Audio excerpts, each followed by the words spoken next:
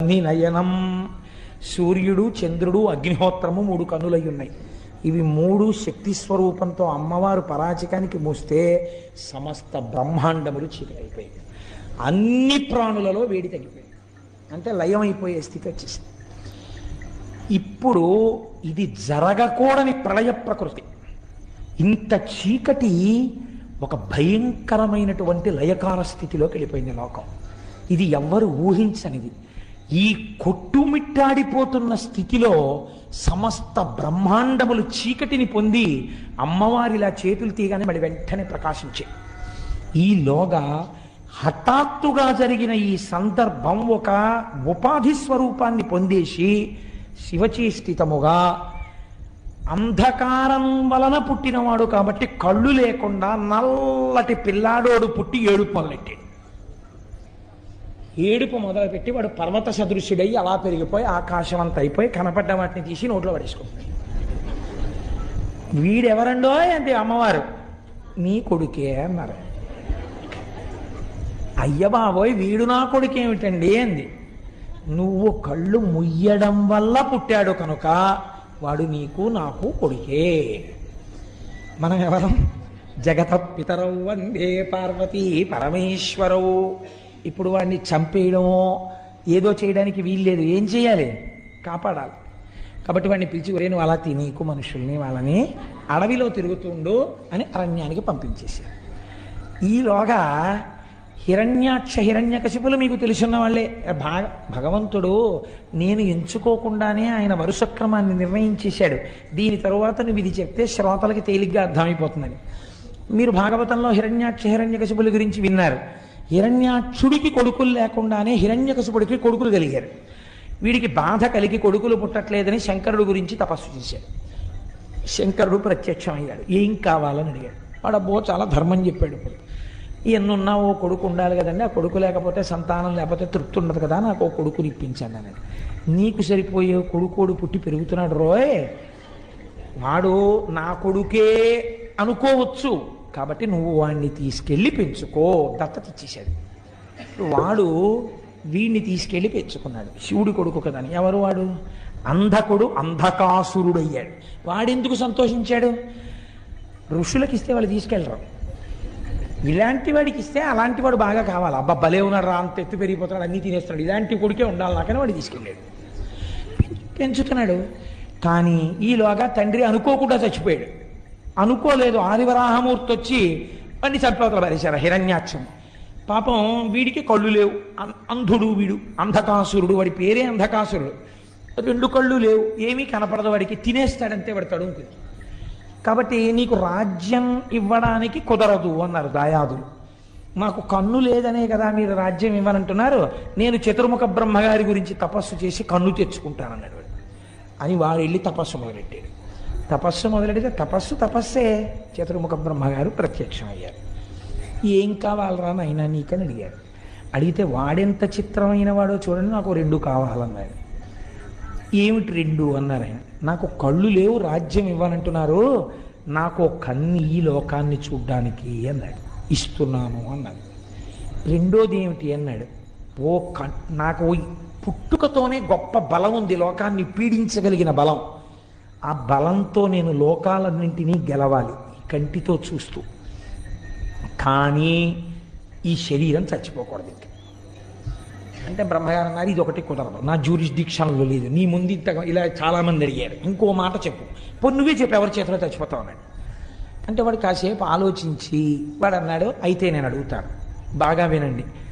ఉత్తమ జాతి, మధ్యమ జాతి, కనిష్ట జాతి స్త్రీల యందు ఉండేటటువంటి లక్షణములు అన్నీ కూడా ఏ తల్లి నుండి ప్రసరిస్తున్నాయో, ఏ తల్లి భూతకాలమునందు, భవిష్యత్ కాలమునందు, వర్తమాన కాలమునందు, ఈ కాలములకు ముందు కాలములకు వెనక కూడా ఉంటుందో, ఏ తల్లి మహాసౌందర్యరాశి అయినప్పటికీ మనస్సు చేత వాచికముగా కాయికముగా అనుభవించాలన్న ఆలోచన రావడమే పాపహేతువో, ఏ తల్లిని లోకమంతా జగదంబ అని పిలుస్తుందో ఆ తల్లిని పొందాలన్న కోరిక నాకు పుట్టినప్పుడు నేను చచ్చిపోవాలన్నాడు. అంటే వాడి అసలు అలాంటి కోరికే కోరకూడదు కదండి. అదేం వెర్రి కోరిక. కొన్ని తప్పు మాటలు మాట్లాడుతుంటారు తెలిసో తెలియకో. మీరు చూడండి, లోకంలో ఒక పొరపాటు మాట ఒకటి ఉంటుంది. ఏంటంటే, నీకు ఎలాంటి భార్య కావాలి అని అడిగారు అనుకోండి, మా అమ్మలాంటి భార్య కావాలంటారు. నేను విన్నాను కొంతమంది దగ్గర. ఇది అంధక ప్రవృత్తి.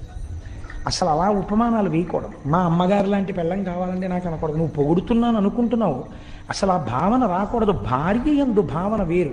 నేను సభాముఖంగా చెప్పక్కర్లేదు. తల్లి యందు భావన వేరు. రెండిటిని పోల్చకూడదు, తల్లిని భార్యని.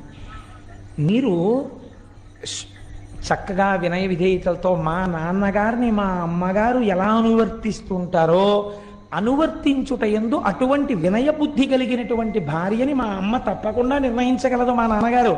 అందుచేత మా అమ్మ నాన్నగారులు నిర్ణయించిన పిల్ల నాకు భార్య అవ్వాలనాలి. ఇక మా అమ్మ లాంటి భార్య రావాలనకూడదు.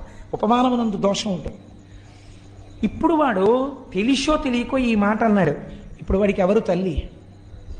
అమ్మవారే తల్లి వాడికి. శంకరుడు చెప్పేశాడు కదా. ఇప్పుడు అంటే వాడు ఏం కోరుకున్నాడు? తన తల్లి యందు తనకు మోహం పుట్టాలని కోరుకున్నాడు. తథాస్తు అన్నాడు బ్రహ్మగారు. ఇప్పుడు ఏమవుతుంది? అదే జరుగుతుంది. ఒకనొకనాడు వీడి భటులు వెళ్ళారు. మందరగిరి పర్వత గుహలో కూర్చుని శంకరుడు తపస్సు చేసుకుంటున్నాడు. పార్వతీదేవి ఉపచారాలు చేస్తుంది. ఆవిడ్ని చూశారు, ఆయన్ని చూశారు. ఈ తపస్సు చేసుకునేవాడికి ఇంత అందమైన భార్య ఎందుకు? మనకు అంధకాసురుడికి అయితే బాగుంటుందని వాడికి చెప్పారు. వాడు కబురు చేశాడు, నీ భార్యను నాకు ఇచ్చి నువ్వు తపస్సు చేసుకోవడానికి వెళ్ళిపో, లేకపోతే చంపేస్తానన్నాడు. శివుడు అన్నాడు, నేను నిన్ను చంపేస్తాను తప్ప నీ చేతిలో నేను చచ్చిపోలేను. ఇలా కనపడుతున్నానని అలా అనుకుంటున్నావేమో.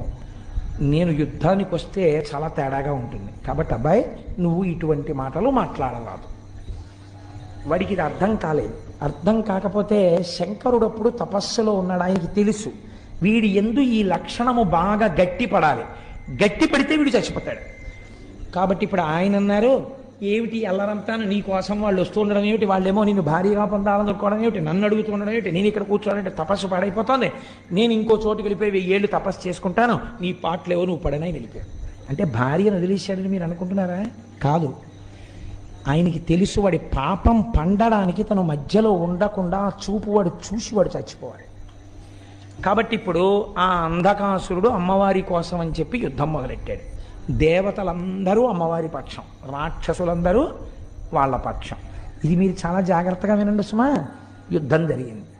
1000 ఏళ్ళు అయిపోయింది యుద్ధంలో. అయిపోతే శంకరుడు తిరిగి వచ్చాడు. ఏమి ఇంకా అవలేదా? ఈ గొడవ తేలలేదా? ఇంకా వాడేం అయిపోలేదా అన్నాడు. ఇంకా అవలేదు, అవుతోంది గొడవ, యుద్ధం జరుగుతోంది మా మధ్య అన్నాడు. ఇంతలో ఒక చిత్రం జరిగింది. విఘసుడు అని ఒక రాక్షసుడు బయలుదేరాడు. వాడు నందీశ్వరుడి దగ్గర నుంచి చతుర్ముఖ బ్రహ్మగారి వరకు దేవతలందరినీ మింగేశాడు. వాడు నోట్లో పడేసుకుని. ఇప్పుడు వాళ్ళందరూ వాడి కడుపులోకి వెళ్ళిపోయారు. ఏడి నందీశ్వరుడని అడిగాడు ఆయన. మింగేశాడు విఘసుడు అంటాడు. ఇలాంటి రాక్షసులు కూడా ఉన్నారన్నమాటని శంకరుడు తన త్రిశూలంతో వాడి పొట్ట మీద పొడిచి నొక్కితే దేవతలందరూ మళ్ళీ నోట్లోంచి బయటపడ్డారు. బయటపడి మళ్ళీ వాళ్ళు శంకరుడి పక్షానికి వచ్చి యుద్ధం మొదలెట్టారు. ఇలా యుద్ధం మొదలు పెడితే వచ్చిన ఇబ్బంది ఏం లేదండి. కానీ ఒక్కటే ఇబ్బంది వచ్చింది. శంకరుడు దేవతా సైన్యము పొడుస్తూ ఉండడం, చంపుతూ ఉండడం. అబ్బే, ఆయన ఇచ్చిన వరంతోనే ఈ పని చేస్తే బాగుంటుందా బాగుండదా అని ఆలోచించి, నేను రాక్షసులకు గురుగును కదా, చేయకపోతే బాగుండదని ఈ శుక్రాచార్యులు వారు వచ్చి మృత సంజీవని మంత్రం వేస్తూ ఉండడం. ఇందువల్ల యుద్ధం అవట్లేదు. ఎంతమందిని చంపినా మళ్ళీ తెల్లవారేటప్పటికి అటెండెన్స్ రిజిస్టర్లో అన్ని పేర్లు ఉంటున్నాయి. మళ్ళీ వచ్చేస్తున్నారు యుద్ధానికి. ఒరే, వీళ్ళందరినీ నేను చంపేశాం కదరా, మళ్ళీ వచ్చేస్తున్నారు ఏమిట్రా అంటే, దర్శనం చేసుకున్న వాళ్ళే మళ్ళీ దర్శనానికి వచ్చేస్తున్నారేమోనయ్యా, ఇంతమంది ఉన్నారు ఏమిటన్నారు మన స్వామి గారు. అలా ఇదేమిటి ఇలా వచ్చేస్తున్నారు, విషయం ఏమిటన్నాడు తెలియనట్టు శంకరుడు. అంటే కింకరుడు అన్నాడు ఆయన దగ్గర ఉన్నవాడు, శుక్రాచార్యుల వారికి మీరు ఉపదేశం చేసేసారు కదా మహానుభావ, ఆయన మళ్ళీ బతికించేస్తున్నాడు. ఎక్కడున్నాడు శుక్రుడు అన్నాడు. అదిగో అక్కడ పర్ణశాల వేసుకుని శరీరాలను అక్కడికి పట్టుకెడతారు, మంత్రం చెప్తుంటాడు, వాళ్ళు లేచి వచ్చేస్తుంటారు. ఇదే ప్రక్రియ. అందుకని ఇలా వెళ్ళి ప్రసాదం పుచ్చుకొచ్చేసినట్టు ఈ భౌతికాయాలు తీసుకుని అక్కడికి ఎడతారు. ఆయన ఇలా అంటాడు, మళ్ళీ లేచి వెళ్ళిపోతుంటారు, పరిగెడుతుంటారు, వాళ్ళు యుద్ధానికి వచ్చేస్తుంటారు. అందుకని వాళ్ళకి భయం లేదు అసలు చావని. అందుకని వాళ్ళు దరదరా వచ్చేస్తుంటారు, యుద్ధం చేస్తుంటారు, చచ్చిపోతుంటారు, శరీరాలు పట్టుకెళ్తుంటారు, మళ్ళీ తీసుకొస్తుంటారు. ఇదే పెద్ద ఆట కింద ఉంది వాళ్ళకి. ఈశ్వర, మీరు ఇచ్చిన విద్య